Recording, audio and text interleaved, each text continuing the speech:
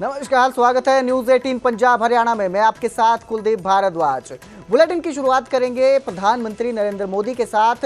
थोड़ी देर में प्रधानमंत्री नरेंद्र मोदी देश के नाम संबोधन करेंगे। कल से जीएसटी की दरें लागू होने वाली हैं, जिसको लेकर पीएम जो हैं वो संबोधन कर सकते हैं, उसकी जानकारी दे सकते हैं। शाम 5 बजे से राष्ट्र के नाम संबोधन होगा। प्रधानमंत्री नरेंद्र मोदी देश को संबोधित करेंगे। नई जीएसटी दर से पहले आज पीएम का ये संबोधन है। प्रधानमंत्री नरेंद्र मोदी आज शाम 5 बजे देश को संबोधित करेंगे। माना जा रहा है कि वो जीएसटी सुधारों पर अहम जानकारी दे सकते हैं। प्रधानमंत्री जितनी बार भी इस तरह से देश का संबोधन करते हैं, हर बार कोई सरप्राइजिंग एलिमेंट उनके संबोधन के साथ जुड़ा होता है। इस बार भी कोई सरप्राइजिंग एलिमेंट होगा या नहीं, ये उनके संबोधन के बाद ही पता चल पाएगा। फिलहाल आपको बता दें कि आज 5 बजे प्रधानमंत्री नरेंद्र मोदी देश के नाम संबोधन करेंगे। कल से देश में जीएसटी की दरें, नई दरें जो हैं वो लागू होने वाली हैं और इसको लेकर वो बड़ा ऐलान कर सकते हैं। इसको लेकर अपने संबोधन में बातचीत कर सकते हैं। साथ ही कोई सरप्राइजिंग एलिमेंट भी लोगों के लिए हो सकता है, ये कयास लगाए जा रहे हैं।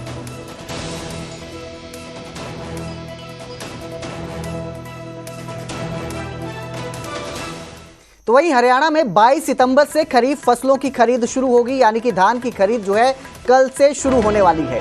पहले 1 अक्टूबर से सरकारी खरीद की शुरुआत होनी थी। मंडियों में फसलों की आवक जो है वो लग चुकी है।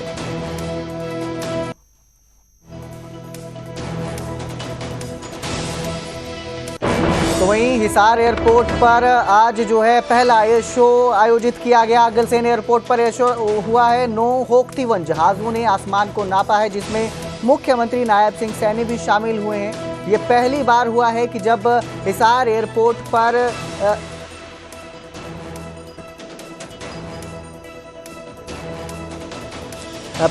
हिसार एयरपोर्ट पर इस तरह का शो हुआ। में सूर्य किरण एरोबेटिक डिस्प्ले हम देखने वाले हैं। नौजवान साथीगण, प्रिय नागरिकों, युवा साथियों, आज हम यहां रोमांचक क्षणों के साक्षी बनने जा रहे हैं। कुछ ही देर में भारतीय वायुसेना की प्रतिष्ठित सूर्य किरण एरोबेटिक टीम अपने हैरत अंगेज हवाई करतबों से आसमान में रोमांच, साहस और कौशल का नया अध्याय लिखेंगे। मित्रों, मैं इस रोमांच आयोजन के लिए हिसार के हमारे जिला प्रशासन और सब शक्ति कमांड की डॉ डिवीजन को मैं हार्दिक बधाई और शुभकामनाएं देता हूं। आगे बढ़ेंगे, अब बात करेंगे हरियाणा में धान की खरीद की। हरियाणा में 22 सितंबर से धान की खरीद शुरू होने वाली है, जिसको लेकर कृषि मंत्री श्याम सिंह राणा ने जानकारी दी है। उन्होंने कहा कि किसानों की मांग पर यह फैसला लिया गया है। बता दें, पहले धान की खरीद 1 अक्टूबर से शुरू होनी थी, लेकिन मुख्यमंत्री ने धान की खरीद जल्द शुरू करने के निर्देश दिए। मंडियों में किसानों के लिए पूरे इंतजाम किए गए हैं। पराली प्रबंधन के लिए किसानों को 1200 रुपए का अनुदान भी रखा गया है। प्राकृतिक खेती अपनाने से कैंसर जैसी बीमारियां भी कम होंगी। इसको लेकर भी किसानों को जागरूक किया जा रहा है और अब कल से ही धान की खरीद जो है वो शुरू हो जाएगी। 1 अक्टूबर से शुरू होनी थी, लेकिन किसान लगातार मांग कर रहे थे। मंडियों में फसल की आवक शुरू हो चुकी थी, जिसको देखते हुए अब सीएम ने निर्देश दिए हैं और 22 तारीख से 22 सितंबर से यानी कि कल से ही धान की खरीद शुरू हो जाएगी।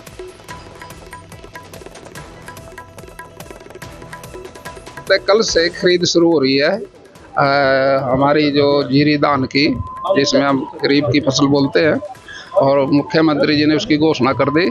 सबसे बड़ा तोहफा तो ये है जो 1 अक्टूबर को शुरू होनी थी, लेकिन हालात को देखते हुए ये 22 तारीख से कर दी, 1 हफ्ता पहले ही शुरू कर दी। तो धन्यवाद करना चाहिए मुख्यमंत्री जी का। मंडियों में इंतजाम पूरे हैं सर? कोई दिक्कत नहीं किसी तरह की, मंडियों में तो पूरा इंतजाम है। तो वहीं गुरुग्राम में नमो युवा रन मैराथन का आयोजन किया गया, जिसमें केंद्रीय मंत्री मनोहर लाल शामिल हुए। मनोहर लाल ने युवाओं को नशा मुक्त जीवन का संदेश दिया। करीब 20,000 युवाओं ने मैराथन में हिस्सा लिया था, जिसमें केंद्रीय मंत्री ने खुद युवाओं संग दौड़ लगाकर उनका उत्साह बढ़ाया। युवाओं से स्वच्छता और स्वच्छ जीवन की भी अपील की। कई मंत्री और विधायक भी इस कार्यक्रम में मौजूद रहे।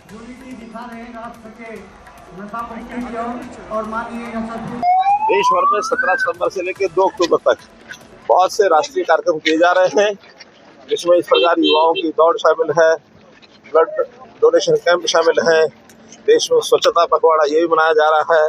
बहुत सी प्रतियोगिताएं युवाओं की क्षमता को उनके कलात्मक तौर पर अथवा अन्य जो भी उनकी प्रतिभाएं हैं उनको सबको उभारने के लिए इस पखवाड़े का उपयोग किया जा रहा है।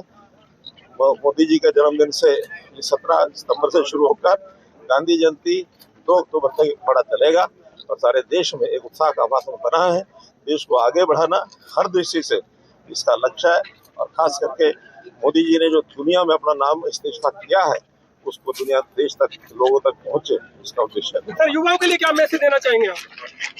युवा अपनी प्रतिभा के आधार पर किस प्रकार से आगे बढ़ करके देश को, जो आज प्रथम 4 देशों के श्रेणी में आ चुका है, हम उस कंपटीशन में हम तीसरे स्थान पर जल्दी आए। देश के हर क्षेत्र के अंदर हर फील्ड में हमारी प्रगति हो तो युवा उसके लिए काम करें। जो युवा की जो प्रतिभा है उसके लिए आगे बढ़ सकते हैं। तो वहीं कुरुक्षेत्र में नमो युवा रन में सीएम सैनी शामिल हुए, जिन्होंने हजारों युवाओं संग मैराथन में दौड़ लगाई।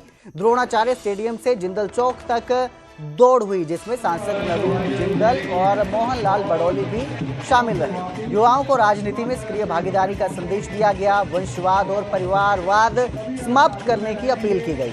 इसके साथ ही सीएम ने युवाओं से नशा मुक्त और स्वच्छ राष्ट्र बनाने का भी आह्वान किया। ये बहुत ही गर्व और गौरव का दिन है कि आज नमो युवा रन हमारे युवा साथी कुरुक्षेत्र में हजारों की संख्या में इसमें हिस्सा ले रहे हैं। आज धर्म क्षेत्र कुरुक्षेत्र के इस पावन धरा पर आप सबके बीच आकर मुझे बहुत ही गर्व और हर्ष की अनुभूति हो रही है।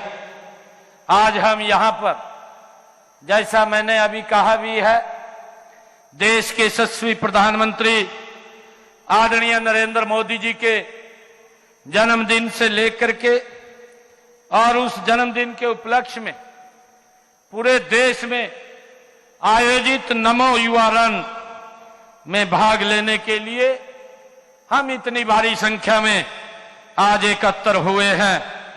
आज की यह मैराथन हमारी युवा शक्ति की ऊर्जा, जोश और राष्ट्र निर्माण के संकल्प का ये प्रतीक है।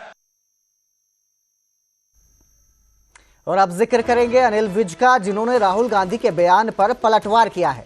राहुल गांधी के मोदी को कमजोर प्रधानमंत्री वाले बयान पर यह पलटवार सामने आया है। दरअसल राहुल गांधी ने एक बयान दिया था जिसमें उन्होंने कहा था कि प्रधानमंत्री मोदी जो हैं वो कमजोर हैं, उनका जो नेतृत्व है वो कमजोर है। इसको लेकर अनिल विज का बयान सामने आया और उन्होंने कहा कि मोदी ने पाकिस्तान के छक्के छुड़ाए, मोदी ने भारत को आत्मसम्मान और वैश्विक पहचान दिलाई।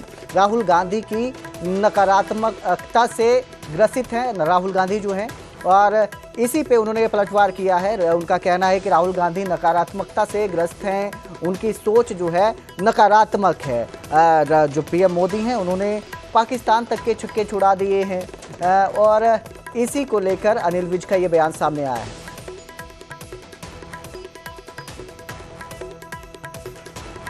हमारी जो अर्थव्यवस्था थी 11वें स्थान पे थी, आज तीसरे स्थान पर पहुंच रही है। प्रधानमंत्री नरेंद्र मोदी जी ने देश को आत्मसम्मान दिया है। आज भारतीयों की सारे विश्व में कदर होती है।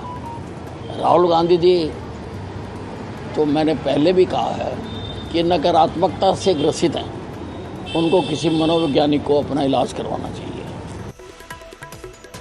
तो वहीं इनेलो सुप्रीमो अभय चौटाला ने कांग्रेस पर षड्यंत्र का आरोप लगाया और कहा कि कांग्रेस नेताओं ने भाजपा को तीसरी बार सत्ता दिलाई उन्होंने कहा कि वो रोहतक रैली में कांग्रेस के षड्यंत्र का पर्दाफाश करेंगे। अभय चौटाला ने ग्रामीणों से देवीलाल जयंती पर भारी संख्या में पहुंचने का भी आह्वान किया। दरअसल अभय चौटाला ने 4200 किलोमीटर परिवर्तन यात्रा पूरी की और इस दौरान वो झज्जर के गांव लाडपुर में पहुंचे थे, जहां उन्होंने ग्रामीणों को देवीलाल जयंती में आने का न्योता दिया। साथ ही उन्होंने कांग्रेस पर षड्यंत्र रचने का आरोप लगाया और कहा उनकी वजह से ही भाजपा तीसरी बार सत्ता में आई है।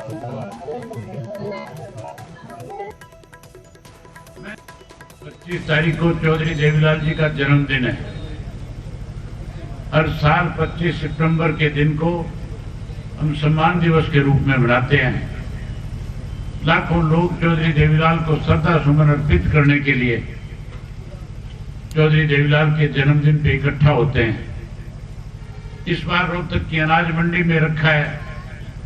आपसे नम्र निवेदन करने आया हूं कि आप 25 तारीख को बड़ी संख्या में इकट्ठे होकर के चौधरी देवीलाल के प्रति जहां अपने श्रद्धा सुमन अर्पित करो, वहीं आने वाले समय में इंडियन नेशनल लोकदल पार्टी की ताकत को इतना बड़ा करो कि आने वाले समय में जब चुनाव आए तो जहां कांग्रेस सत्ता से दूर चली जाए, भाजपा सत्ता से पार हो जाए और इंडियन नेशनल लोकदल पार्टी की आपकी अपनी सरकार बन जाए। साथियों, मैं पिछले 2 साल से लगातार हरियाणा प्रदेश के अनेकों गांवों में जाकर के आया हूं। पहले तो परिवर्तन यात्रा निकाली थी। उस परिवर्तन यात्रा के तहत जहां 4200 किलोमीटर का सफर तय किया था।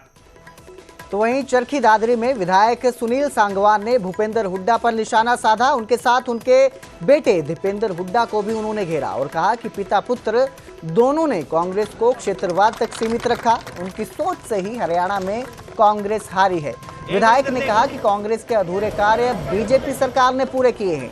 भाजपा सरकार ने हरियाणा में समान विकास किया है, सुनिश्चित किया है समान विकास को। और इसके साथ ही उन्होंने दोनों पिता पुत्र पर निशाना साधा। बौंध कला में नारियल फोड़कर उन्होंने रोड निर्माण का भी शुभारंभ किया। आपको बता दें 21 साल बाद चरखी दादरी को 37 करोड़ 62 लाख की सौगात दी गई है। दादरी रोहतक स्टेट हाईवे तैयार किया जाएगा और इस रोड के बनने से रोहतक पानीपत चंडीगढ़ की जो राह है वो भी आसान होगी।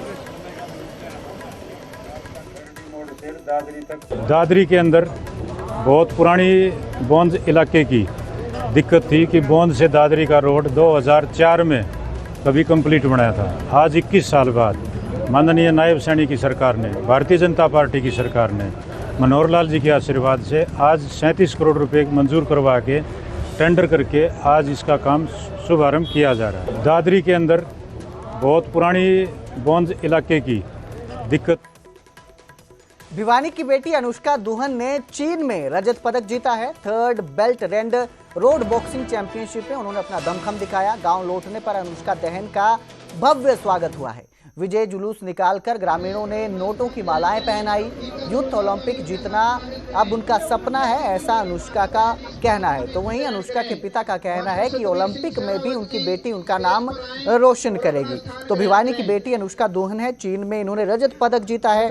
3rd belt and road boxing championship में दमखम दिखाते हुए इन्होंने रजत पदक हासिल किया है और गाँव लौटने पर इनका भव्य स्वागत किया गया।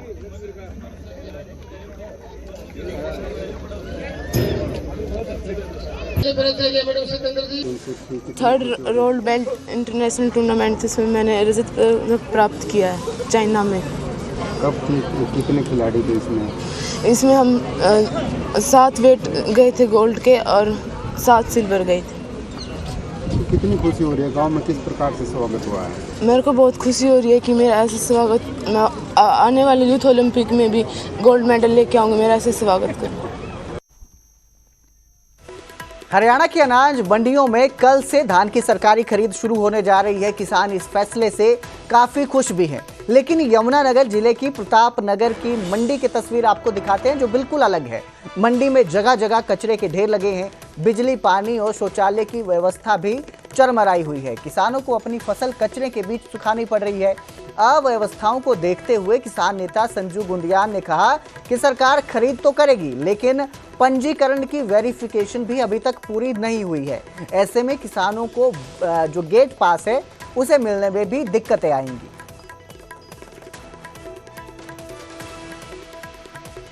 रोड को जाम करेंगे या फिर सीएम के निवास का घेराव करेंगे।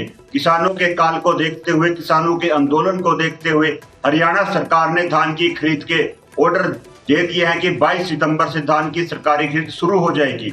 अच्छा कदम है, किसान को हित में है और किसानों की मांग भी थी। लेकिन इसके साथ साथ हमारी और भी मांग है सरकार से कि व्यवस्थाएं जो है मंडियों में आधी अधूरी पड़ी हैं। बहुत सी मंडियों में तो अभी जो है काम चल रहा है, शेड टूटे पड़े हैं, सड़कें टूटी पड़ी हैं और उसके अलावा किसानों के लिए रेस्ट हाउस की सुविधा नहीं है, बाथरूम की सुविधा नहीं है, टॉयलेट की सुविधा नहीं है।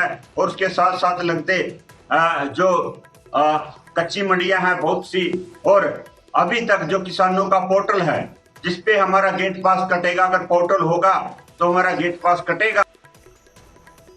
आगे बढ़ेंगे, बात करेंगे कुरुक्षेत्र का, जहां लाडवा में सीएम सैनी ने लोगों की समस्याएं सुनी। लाडवा विधानसभा के 72 टीबी मरीजों को सीएम सैनी ने गोद लिया है।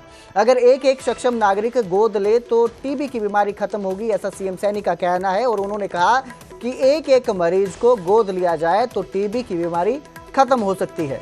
इसके साथ ही उन्होंने बताया कि सभी मरीजों को पौष्टिक आहार किट भी पहुंचाई जाएगी। आगामी 6 महीने तक पौष्टिक आहार किट जो है वो दी जाएगी। जितने भी टीबी के मरीज हैं उनको ये पौष्टिक आहार की किट मिलेगी। इसके साथ ही प्रतिमाह 1000 रुपये भी मरीजों के खाते में सरकार भेज रही है। सीएम नायब सिंह सैनी ने शुभकरण फाउंडेशन ट्रस्ट के अध्यक्ष को भी सम्मानित किया। 9000 किट बांटने पर प्रशंसा पत्र देकर सम्मानित किया गया। कुरुक्षेत्र जिले में पिछले 3 साल के दौरान 9000 किट जो है जो टीबी का मरीज है उन्हें बांटी गई है। इसके लिए ही उनको सम्मानित किया गया है। साथ ही सीएम सैनी ने खुद 72 टीबी के मरीज गोद लिए हैं और लोगों से भी अपील की है कि जो समर्थ लोग हैं, सक्षम लोग हैं, अगर एक एक टीबी का मरीज जो है वो गोद लेते हैं तो ये टीबी की बीमारी जो है ये खत्म हो सकती है। मैं ऐसी माता के चरणों में प्रार्थना भी करता हूँ। हमारे इस क्षेत्र में लाडवा के और लाडवा के आसपास से 72 हमारे लोग इस बीमारी से ग्रसित हैं। जैसे भी टेस्ट कराया उस टेस्ट से प्रधानमंत्री जी का एक मिशन है कि ग्रस्त ना हो, हमने इसको 0 करना है। कुरुक्षेत्र पुलिस की बड़ी कार्रवाई सामने आई है। इंटरनेशनल साइबर क्राइम से जुड़े 11 युवकों को काबू किया गया है। दरअसल लाडवा में चल रहे एक कॉल सेंटर से, जो फर्जी कॉल सेंटर चल रहा था, उससे ये गिरफ्तार किए गए हैं। ये लोग यूएसए सिटीजन को अपना निशाना बनाते थे, उनका पैसा ड्रग्स के धंधे में लगने की बात कहकर उन्हें डराते थे और फिर सेटलमेंट के नाम पर फ्रॉड करते थे। आरोपी करीब 2 साल से लाडवा में ये फर्जी कॉल सेंटर चला रहे थे, लोगों को अपना शिकार बना रहे थे, जिन पर अब ये शिकंजा कसा है और कार्रवाई की गई। 11 युवकों को काबू किया गया है।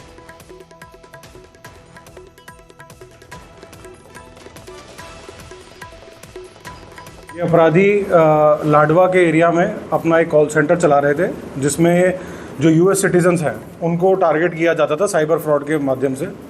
उसमें उनको मेनली ये बोला जाता था कि उनका जो यूएस सिटीजन्स हैं उनका जो पैसा है वो कहीं ना कहीं नारकोटिक्स के पैसे के लेन देन में इन्वॉल्व है और इस बेसिस पे उनको डराया जाता था और उनसे पैसे ऑनलाइन बिटकॉइन के थ्रू ऐंठे जाते थे।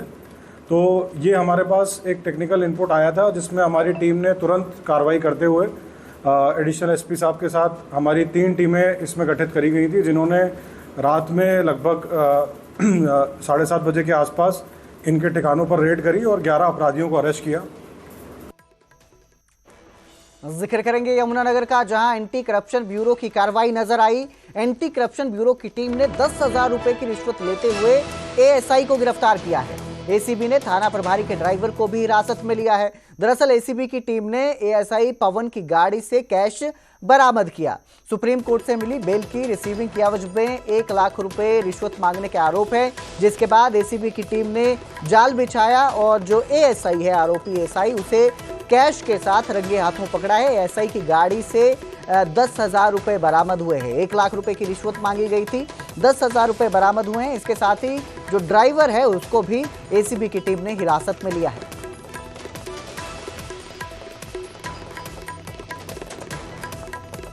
तो मैंने यहाँ से रिसीविंग लेनी थी से। हाँ जी, तो मैंने यहाँ से रिसीविंग लेनी थी, तो इन्होंने साफ मना कर दिया था, ना हम रिसीविंग देंगे और ना ही आपकी ज्वाइन करेंगे। कहते भी हम आपके खिलाफ लिख के दे देंगे, अदरवाइज़ आप 1 लाख रुपया देते हो तो हम आपके पक्ष में बात करेंगे, अदरवाइज़ नहीं करेंगे। तो कौन मांगे थे, किसने पैसे मांगे? पावन कुमार है।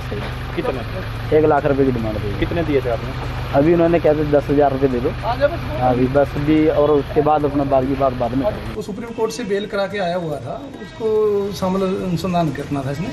उसके एवज में इसने पहले 1 लाख रुपये मांगे थे और आज इसने 10,000 रुपये लिए हैं और उनकी रिकवरी कर ली। आगे इन्वेस्टिगेशन आगे जारी। कितने थे सर पैसे, कितने की रिकवरी हुई? 1 लाख की डिमांड करी थी और 10,000 रुपये इसने ले लिए थे और बाकी कह रहा था कि मैं काम होने के बाद लूँगा। सर कितने लोग शामिल हैं इसमें? अभी इन्वेस्टिगेशन करेंगे फिर बताएंगे।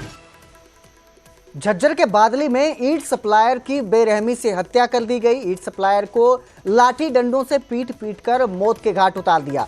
आरोप है कि गांव के ही आधा दर्जन लोगों ने हत्या को अंजाम दिया है, हत्या की इस वारदात को अंजाम दिया है। वहीं परिजनों का कहना है कि रंजिश के चलते ईंट सप्लायर की हत्या की गई है। पुलिस की कई टीमें आरोपियों की तलाश में गांव और आसपास के इलाका जो है उसमें छापेमारी कर रही है।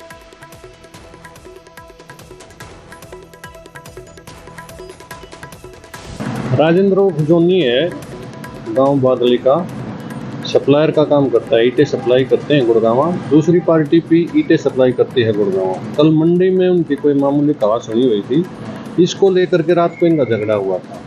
झगड़े के बाद इसको चोटें मारी। 5-6 आदमियों का, अज्ञात आदमी हैं, कुछ गाँव के नाम लिखवाए इन्होंने। उसके बाद ये इलाज करा करके घर चला गया था।